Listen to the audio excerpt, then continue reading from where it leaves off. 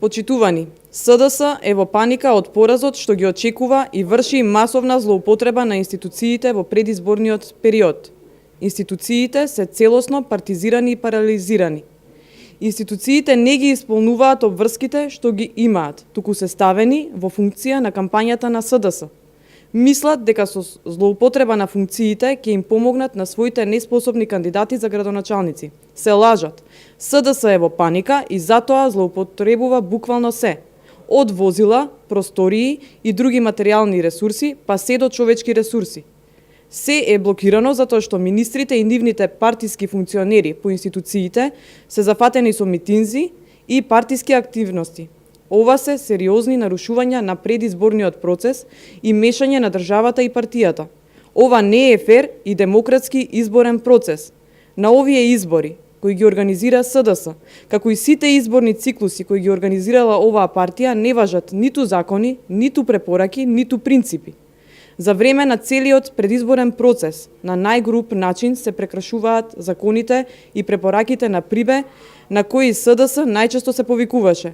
Секојдневно се врши класична злоупотреба на државните институции, функции и ресурси за поддршка на кампањата на СДС за локалните избори.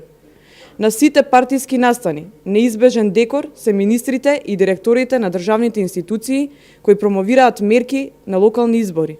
Спротивно на Законот за внатрешни работи и Законот за полиција, полицијата е целосно ставена во служба на кампањата на СДС.